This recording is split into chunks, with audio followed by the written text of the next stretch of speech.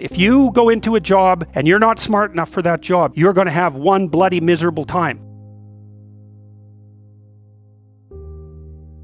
You got to know that there are differences in intelligence. It's really important. And you're going to make life wretched for the people around you because you won't be able to handle the position.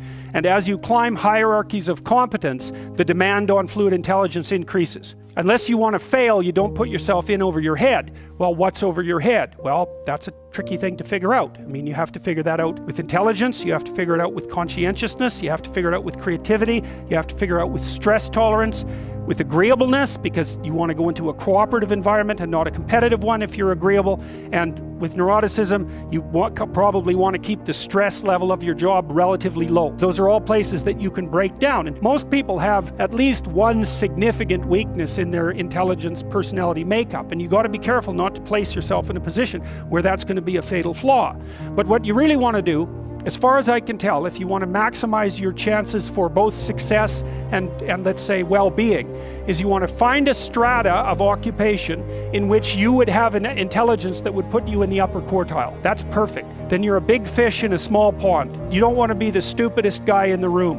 It's a bloody rough place to be. And you probably don't want to be the smartest guy in the room either, because what that probably means is you should be in a different room. If you're right at the top, you've mastered it.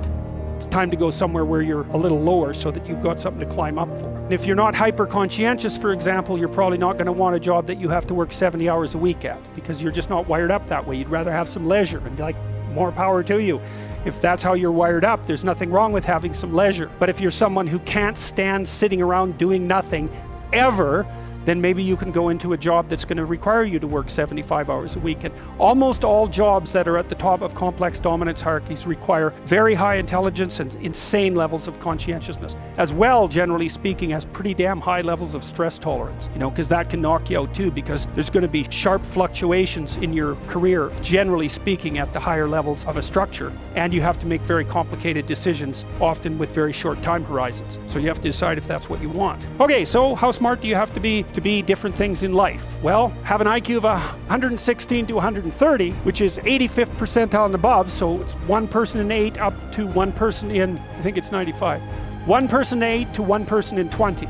Then you can be an attorney, a research analyst, an editor, an advertising manager, a chemist, an engineer, an executive manager, etc. That's not the high end for IQ, by the way. Well, it can go up indefinitely, although there's fewer and fewer people as it goes up. If you want to be the best at what you're doing, bar none, then having an IQ of above 145 is a necessity, and maybe you're pushing 160 in some situations, and maybe that's making you one person in 10,000 or even one person in 100,000.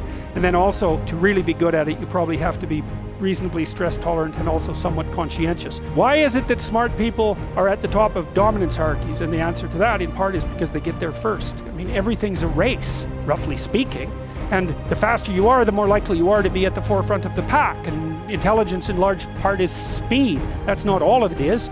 So if you're moving towards something difficult rapidly, the faster people are going to get there first. IQ of 110 to 115, so that's 73rd to 85th percentile.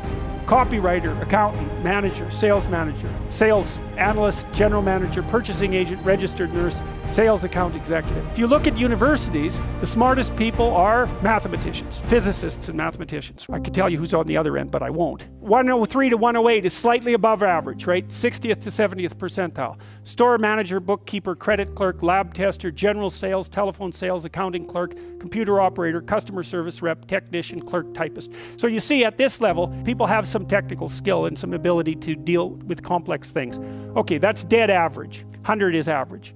Dispatcher in a general office, police patrol officer, receptionist, cashier, general clerical, inside sales clerk, meter reader, printer, teller, data entry, electrical helper. 95th to 98. Machinist, food department manager, quality control checker, security guard, unskilled labor, maintenance, arc welder, die setter, mechanic. Good IQ range for relatively qualified tradespeople. 87 to 93.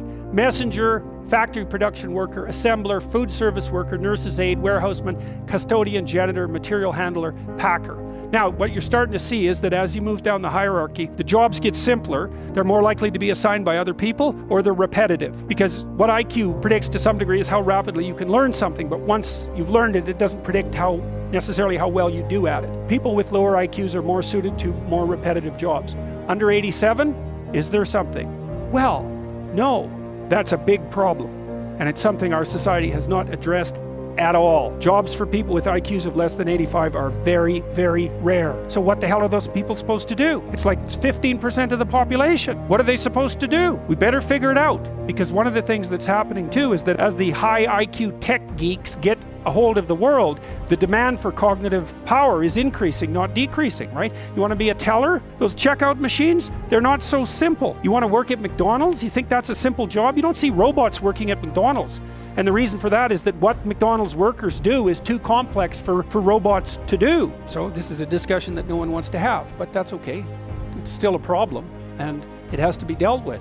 It's illegal to induct anyone into the US Army if they have an IQ of less than 83. It's about 10% of the population. Because the US Army, and they've been doing IQ testing since IQ testing began, because they want everybody they can possibly get into the Army, because in peacetime, they use it as a way of moving people up the socioeconomic ladder, and in wartime, well, obviously, you need as many soldiers as you can get your hands on. And so you're not going to be any pickier than you have to be. So when the US Army says it's illegal to induct anybody into the armed forces if they have an IQ of less than 83, then you know that they've done it for absolute necessity. And when people have made a finding that contradicts what they want to hear, and they're doing it out of absolute necessity, you can be reasonably true that it's one of those facts that just won't bloody well go away.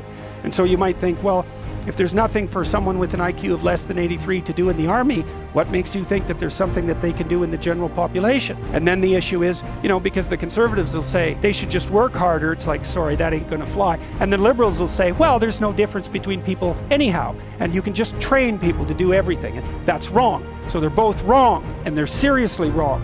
And the fact that neither side of the political perspective will take a good, cold, hard look at this problem means that we're going to increasingly have a structural problem in our societies, because we're complexifying everything so rapidly that you can't find employment unless you're intelligent. You guys are really going to face this, Lawyers are disappearing like mad. And the reason for that is increasingly you can do things yourself if you're smart. And so like the working class people have been wiped out pretty nicely over the last 30 years by automation and various other things. It's the low end of the white collar class that's coming up next. So I'm not saying that lawyers are in the low end, but low end lawyers are in the low end of the white collar class. So there's still going to be plenty of positions for people who are creative and fast on their feet and super smart. In fact, those people are going to have all the money, and that's already happening to a great degree.